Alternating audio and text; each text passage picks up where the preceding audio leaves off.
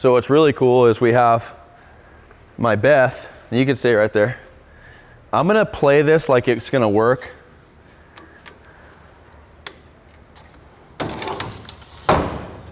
And then we have another beam truck, which is Kevin's Raptor, ProCharge Raptor. So we're gonna get into that a little later.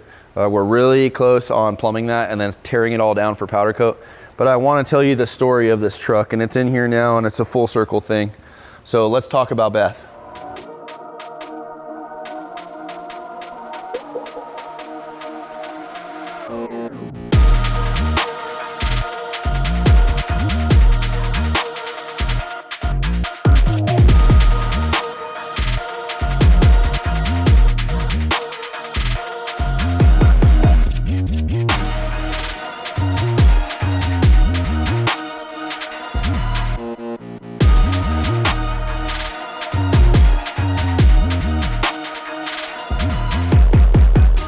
This is the Beth episode.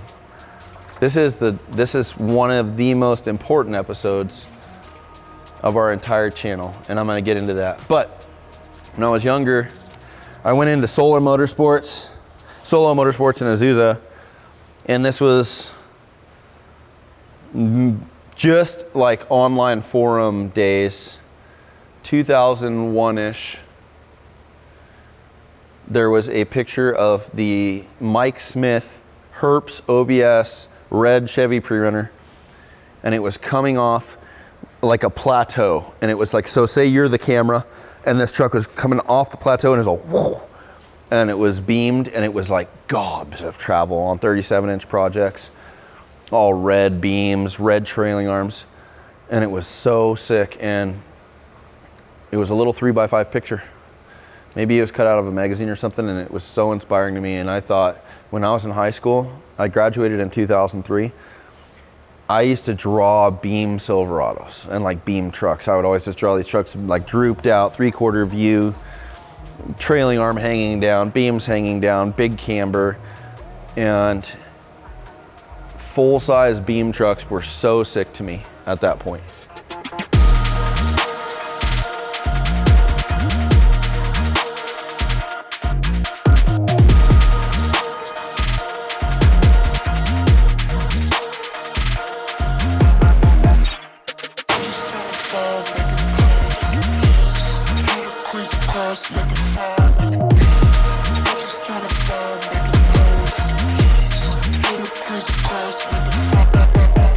If you don't know, like I got into off-road stuff. I used to race District 37, D37 on a dirt bike. I was local desert racing. That was when I was 15 and 16. And then I was out there, I saw a pre-runner, like a starter kit Ranger, you know, probably a coil bucket front, glass, 33s, 35s, big glass on it. And I'm like, what is that? I didn't know what it was. Fast forward, I took some night classes and some prerequisite classes to get my portfolio ready to get accepted into Art Center College of Design in Pasadena for transportation design. Same major and same school as Chip Foose. That's kind of the easy one to relate to, and many other greats. I dropped out, and before that, I was about 25. Before that, I was building an Explorer. Like, I started caging this thing in my garage and it fell out, but I was kind of tinkering with steel fabrication. And I dropped out of there. I had a CTSV, my first CTSV. I have a different one now, but had a CTSV, and I totaled it. And then I got into a Z06 Corvette. And then I'm like, man, this is not what I want to be doing. I want to get back into the desert. And that was 2011 or 12. I want to get back in the desert. So there used to be a site called whiteboystoys.com, and it was like a classifieds, like a marketplace, but it was just for, like it sounds, lifted trucks and cool stuff. And I put up an ad on there that was, will trade Z06 for full-size pre-runner truck, period, 4-seater. I knew that, and I'm like, this is what I need to do to get back into the desert. And I got a bite from Las Vegas, a guy named Jason, and he had this Super Crew, and it had like a stock axle in the back, 37s, Robbie Gordon beadlocks, 3-inch coilover in the front. It had this beam kit on it. I don't buy a lot of things, and I don't especially I don't wheel deal. And anytime we do buy something, I feel like I've made the mistakes of not having good consultation. Like a birdie on my shoulder that goes, oh, you should look at that, because I want something so bad that I can see past all the bullshit. And so I saw this truck pull up with these, these beams on the front. I was sick, oh my gosh, and had swing steer. No cage, no nothing, no bed cage. And I traded straight up for my Corvette. And I took this truck out. I was stoked. I'm like, all right, dude, back into the desert. I just got the e-ticket. I took this thing out New Year's Eve. We went to Ocotillo. I was living in San Clemente. Drove to Ocotillo, bombed it all night, drove home. Pretty good, no problems. Took it to Glamis. Okay, so it must have been Christmas Eve. We went to Ocotillo. And then Glamis, I drove out solo, met with my buddy. I drive this thing on the sand for like 3.5 days. And then it's Sunday. I was still drinking at that time, so I'm hungover and I gotta leave. And I get back onto the highway and it's insane death wobble. You get going like 25 miles an hour and then this thing is jogging so heavy. Well, I'm by myself. I go to O'Reilly. I buy these wrenches because I don't have any tools, and I try to fix it, and I ratchet strap the bend in the steering linkage because I'm thinking that's what it is. It bent too much of the steering linkage, and now it's shuddering on itself. And long story short, I drove that thing from Brawley to San Clemente. That sounds pretty good. From Brawley to San Clemente, 45 miles an hour all the way home. And it was a dig. And then I drove it up to the shop where I was working for my stepdad at the structural steel shop. It's the same truck. And then I parked it there and I'm like, I gotta redo the front suspension. And I asked my stepdad, Gary, I said, hey, and I know this is a story, but you guys, this is part of the story. And I asked my stepdad, I said, hey, can I work on this thing on the weekends? I work 4 10s, so I got Friday, Saturday, Sunday to delegate my time. And I gotta redo the front suspension. So, all we have there is we don't have a bandsaw, we don't have any access to laser cutting, plasma cutting, just a actual plasma cutter, and then a torch on rails, you can put the torch in there and it's just on tracks. So I built this huge cart for it. It was heavy as shit, and then every Friday morning I would bring in and I'd tug it into the shop, and then I started doing the front suspension. And I stripped all the frame, and I did a lower engine cross member, and then I did the pivots, and then I did the beams. And I was putting this thing on the Race Desert forums, and Desert Ride forums, and F-150 owners forums, and it was like a build series, and that's what I did. I was dumping process photos. This was 2011, and I was dumping process photos, like step by step of everything I'm building, all on these forums. Pages after pages. And then my buddy Branch is like, hey, have you heard of Instagram? I'm like, nope, I don't know what Instagram is. He's like, you might like it. It's just pictures, and it's the same you could do on your forum, except it just it shows more people your work, and I think people would like your work. I'm like, all right. So I get Instagram, and at that point it was just pictures, one picture, no sequence, no videos, nothing. And I started posting these pictures, and I just understand that I dropped out of college. I was working structural steel. I was on the forums, and then all of a sudden I opened up this new network because every weekend I was reclusive. I didn't have a friend network or anything. I literally dedicated all of my time, Friday, Saturday, Sunday, to working on this truck. And it was the front. I redid the front. I learned about beams and steering and geometry and an Ackerman and camber and caster, and I learned all on my own. And I mounted the shocks in the front, and then, okay, all right, well, I need to strengthen some of the frame, so I strengthened the frame. And then I go to do the back, and what I call this thing, this rusty stuff, is additional work, but where you see the black and then you see the silver and the chassis work, that's all stuff I did there. And I call that artistic diarrhea. That was an outlet from me not having the ability to build anything or create anything for a long time. It's like when you're really suppressed. And I just went blah, and I built all that stuff. And I taught myself how to TIG weld on all that. And this was the first truck I ever built. So that's what we're getting at, is this was the starter to like my entire career. I used this truck as also a fundamental tool in my life to get through hard times. I was still struggling in and out of drinking and using. But more than that, my mom was my everything. And lay down. Lay down. No more. Just lay down. Enough of this. Come on. Lay down. You just got to lay down. You got to lay down.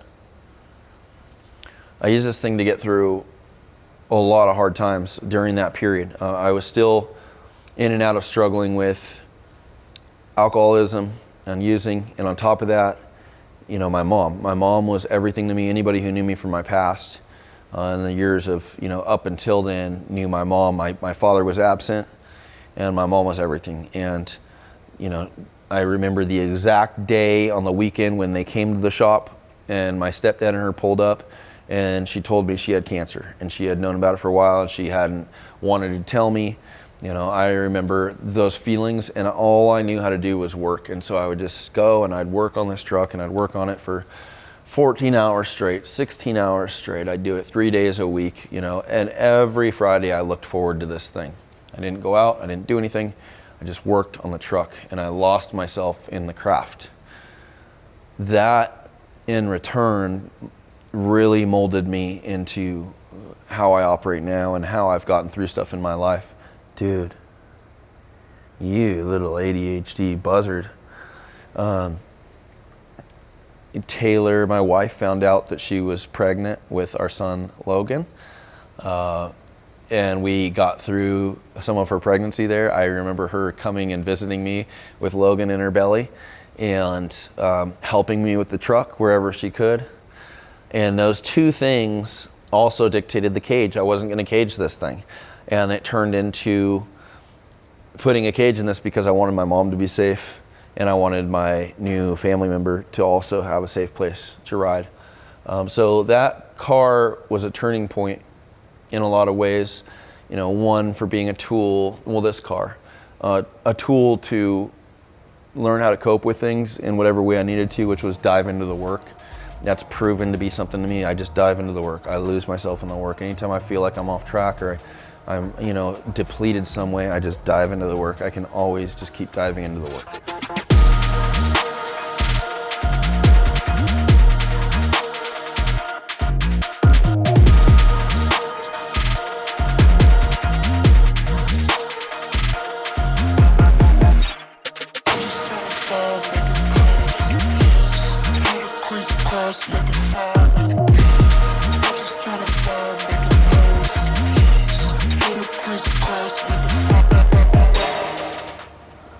Good boy. Good boy. So when I built this thing, this is an equal length beam setup.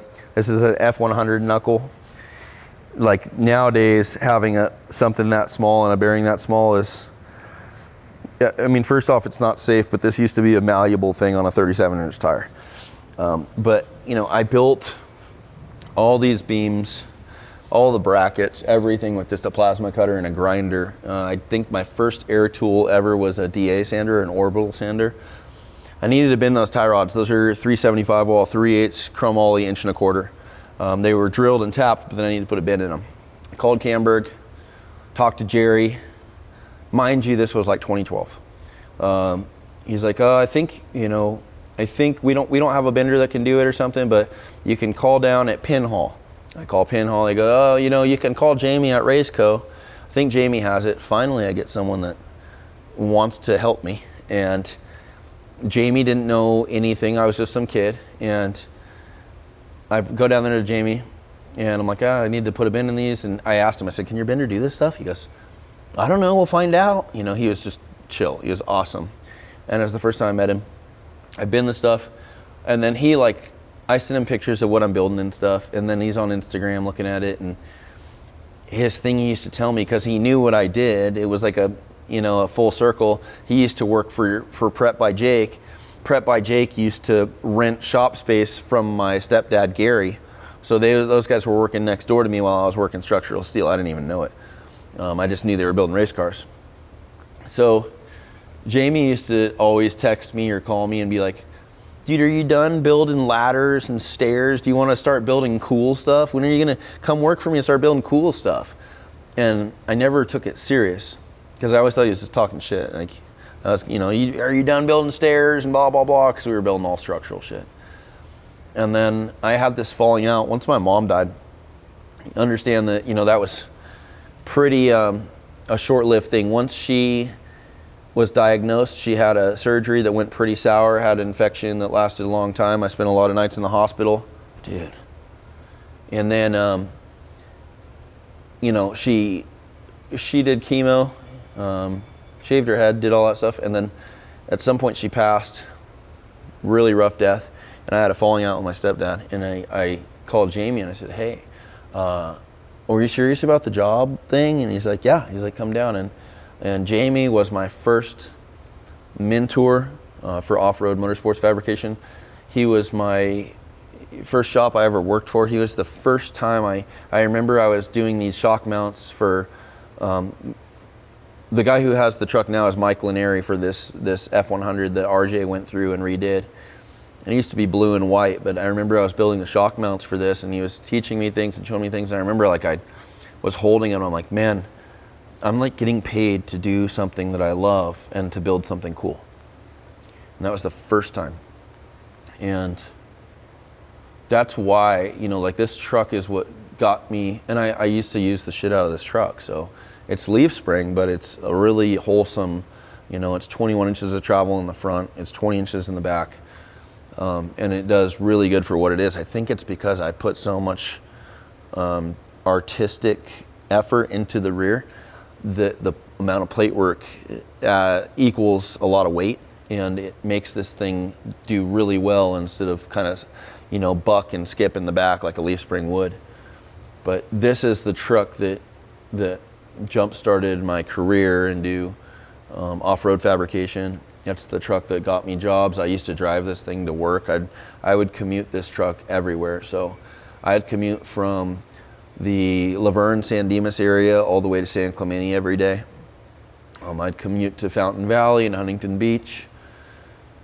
I'd drive it to the desert. I'd beat the shit out of it, drive it home. And it was right on the threshold of doing that stuff. Once I put the full floater in the back, there's a big Curry full floater back there. That's when things changed, because I was driving it at a different pace than I was when I had a stock rear end. And that's when I started breaking this thing a lot more. Subsequently, I used to take this truck out and I didn't have any good manners for prep. I would change the oil and I'd check the bolts, and that's it. And I would ride this thing hard and I'd put it away wet over and over. And it's got a lot of factory stuff on it. One of the things that happens when you have factory pre-runners, where there's a lot of OEM components, at one point or another, all of your OEM stuff will fail. I said what I said, it will. Doesn't matter what it is. It's not built for what we do. If you push your truck hard enough and long enough, it will eventually, everything will fail. Domino effect or collectively, doesn't matter. So I was just putting this thing away wet, bring it to the house, something would be broken, take it out, break something, bring it back. And I was letting a lot of those brakes stack up, and it just got to the point of disrepair. And I couldn't manage my life enough to be able to manage this thing either. I went through some really rough times after losing my mom and stuff, where I couldn't manage taking care of anything like this. And then what happened is we got so busy with life and working at different shops and having Logan, it fell out, and then it started turning into this thing wherever I lived. This truck would be out in the driveway.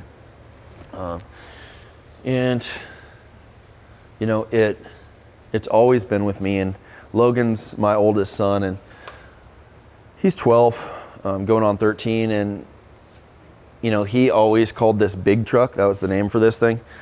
but it was something he wanted to keep, and I was going to give it to him for high school.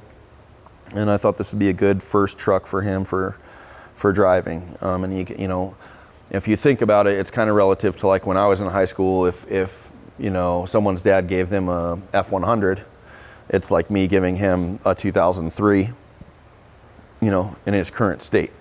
So, or, you know, these times, 2025, well, it would be what? 2028, 2029, be the same kind of deal. But now he's way more into cars, and he wants my CTSV. So it's full circle.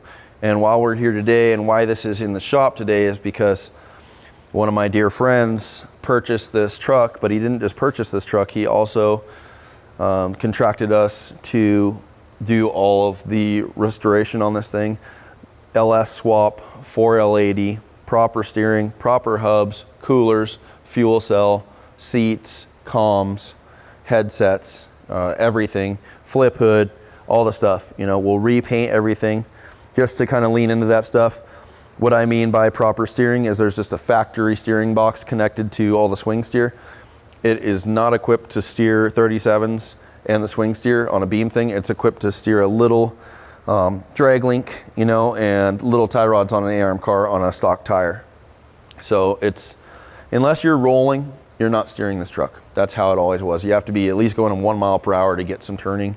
So now we have Howe pump, we have a ram assist. You know, I'm gonna go through this. I'm gonna see what we can do about putting a wobble stopper on there. And then we have hubs. We're gonna build knuckles, fabricated knuckles to go on the end of those beams.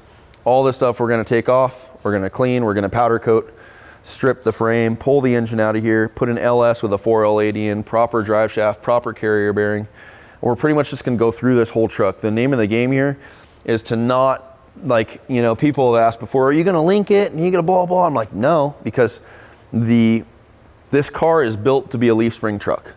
You travel at speeds and you do the things that a leaf spring truck can do, and that's that. Once you transition to putting a triangulated 4-link on the rear of a car, your speeds go up. And that means that what the capacity of the car is built for, it doubles or triples, and then you're going through bumps and you're taking impact and you're taking forces that the car wasn't designed for. And so I would have to restructure the whole program of this car just to 4-link it. I'd have to add bracing in different places and more into the cage and more into the rear. And the best thing that this thing can be is what it is, but on a reliable, efficient level. And that's what we're gonna do. So like, it needs power. We're gonna put a Texas Speed LS6 in there. Well, I think it's a 6-liter. So 6-liter Texas Speed, cam heads, 4L80, reed case, you know, 2-piece drive shaft, carrier bearing, reconfigure the back, prep the rear housing, you know, just clean things up. And then on the inside, you guys wanna see the inside?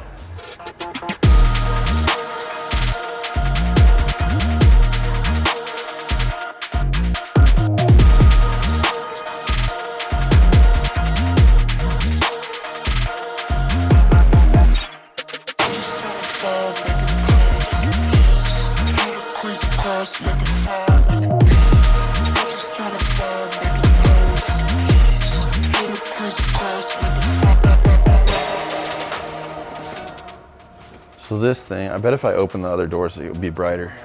So this is back in the day. This was 2012 was when I constructed the cage in here. I borrowed a bender. If you look at the rear bed cage, there's no bends. And I did it in a way where it would look like tastefully done with the miters, where it didn't look like this poor guy doesn't have a bender. But I promise you, the reason it doesn't have bends back there is because I didn't have a bender. I used bare minimum on everything. So didn't have a bender, borrowed a JMR bender from, hi Jim, borrowed a JMR bender from Garrett Russo. I remember rolling some of this stuff. I think there's more than just the one, but I know this was rolled.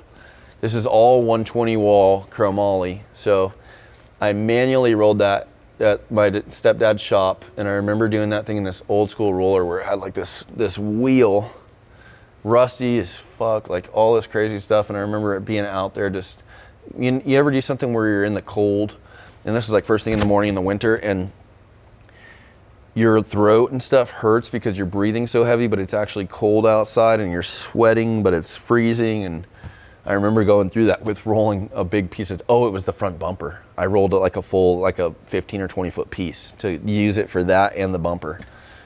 But anyways, built these grab handles, like this is incorporated. There's things I've taken from this truck and added to newer stuff, like say even the boxed handle you see on your side right there to like get in the grab handle. That's all like boxed plate, it's just very robust and primitive compared to like how we build stuff now. But there's still a lot of details here that are the same way I've done everything. And same thing, this whole cage is 360 welded, like I built it where it drops down. I welded everything in here and then popped it back up and then welded everything to the frame. So this is like the first cage I ever did. And this is the first truck I ever built. And this is the first truck I finished. I finished this thing all the way through. Same with the plumbing on it. I had to do all the plumbing. I learned all that myself. I remember Jeff Howe helping me. I did the Hydro Boost. There's a Hydro Boost brake system that is behind the rear seat that runs, there's a slave cylinder that goes to the driver brake pedal. And then that slave cylinder engages the Hydro Boost, and all the hydraulic lines run through the car into the back seat. So I had to learn everything. The only thing I didn't get was I couldn't get it started, so I had to have help on the wiring. But it was the first thing I ever finished, and pressing through that was a huge challenge. But it kept me where I needed to be when I was doing it. And the blessing here, like see these tabs. So this center console is something I added later when we put the manual valve body in it. I built this in my driveway. And then what's going on here is these nut plates or these tabs. This is for Logan's car seat, because when we had him in the back seat, he was still so young that like when we'd hit sand highway, they're like a kid's head is like this big weighted bobblehead and they don't have any neck muscles to support that. And so someone would have to sit back there and hold his head while we're like going through sections. So my wife would sit here and we'd have we'd have Logan here. And we also raised it so then he wouldn't feel sick, because he would also be riding in the back of this thing low and he wouldn't be able to see anything. So we put him where his eyes are at eye level with the driver and the passenger, so he's able to see where we're going and all that. And it was really tailored to him. So there's a lot of memorabilia in here. What we want to do with the inside is retain all the cage, keep that how it is. I want to put some kind of analog gauges if we can in there, not do a Holley. I'm not a fan of the Holley displays. Run analog gauges in here, and then, or some kind of digital round gauge is fine if that's what we require, just so it's not mechanical. And then we're going to put proper seats in here. We're going to work with PRP. We'll put their harnesses in here. We'll put their seats in here. We will put a PCI radio system in here, intercom, run Bluetooth, so you can have music. And then you'll have push to talks in here, and we'll have proper seating. So that'll make this safe and finish this thing off. It's pretty much what we're doing for Jason, the new owner of this thing, is we're making it everything it should have been if I could have done it from the start, financially with the right stuff, right? And I didn't have those options then, because the only service that I could have a premium level of was my own fabrication service. Because I always told people, like when I'd pull up with this thing used to be cherry. So understand, I know what it looks like now, but this truck was cherry, and that's how people knew it. It was always in really good shape and nice paint, and everything was nice. The tires were always glossed. Like I kept it like that, and people would always, ask about it. I said, dude, if I had to pay someone to build this truck, I wouldn't have it. The only reason that I have it is because I built the whole thing. And I think a lot of people, they live by that principle, and there's something very nourishing about building your own thing. So now the opportunity is here where we get to put all the right parts into it, and we need to make it like reliable and safe, and it's just going to be like this version 2.0. And it's so exciting because this is like my Beth. This is the truck that started everything for me. And I think some people have those, and I think a lot of times they leave and they don't have the closure with them, or they have to get rid of them, or it sits somewhere and it rots out and it's forever gone. And the fact that we have this opportunity now where not only I get to restore it and test it, and we get to bring it across the street and like test it on the area over there, and we get to give it to another family where they get to use it with their kids, it's huge. And you know, secondary thing is I'm going to show this whole process with you guys. We're going to take you step by step in getting this thing right and bringing it from what you see now to like back to a cherry, beautiful, shiny, white painted truck with 40s and an LS and proper stuff on it.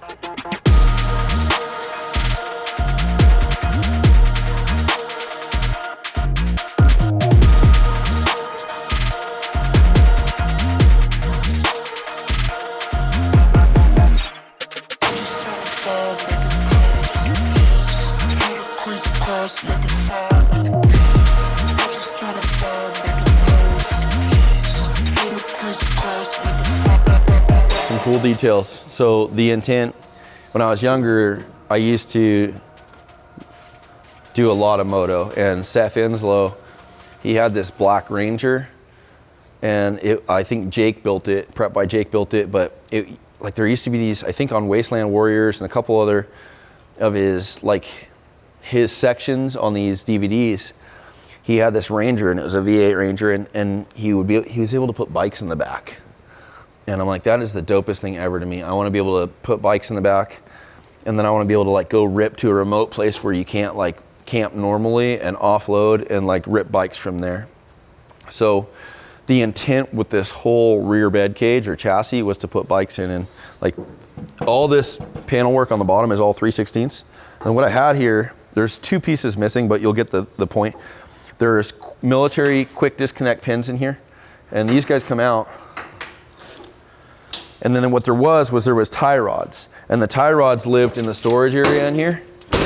But what you'd do is you'd pull this thing out, and this thing would go right about to vertical. And then the tie rods were a perfect length where you'd still use these pins, and you'd hit a tie rod from here to this tab, and they would live there, and two 450s or 250s would fit back here, and there's hooks on the bedside mounts, and you literally just hook up bikes right here and you could go anywhere. And I did it a couple times. I also was able to fit a couple 110s. Like I think I could fit a full size and two 110s back here. But we went to Glamis one time, brought paddles separately, and then I brought two bikes on paddles in the back of this thing, and I drove out, with the bikes in the back. And that was the thing. And then, under here, this is storage. Like it's roached right now, but that was all storage. There's a lot of little details. I did the best I could. Like I said, the wiring is all stock because that wasn't in my budget. So I made what I had work. And I knew I could just get the wins with the fabrication. When I got back to my house, that upper light bar, if you notice a lot of our trucks now, like this lip on the back of trucks, if you start looking at things we've built, a lot of them have that. That one over there, show Kevin's. See, it's a thing. And same on a Mirrors T100, the same on Vivian, our F100. A lot of my heritage comes from this vehicle, and that's the same deal there. All of this stuff was the very early stages of design for me. And if you start looking at some of the shapes, they're a lot more geometric, but there's design put into this stuff. So it's going to be a pleasure getting through this. We already have the engine. We got the trans going. I'm just going to, like I said, we're not doing a domino effect here. We're not looking to reinvent the wheel on this car.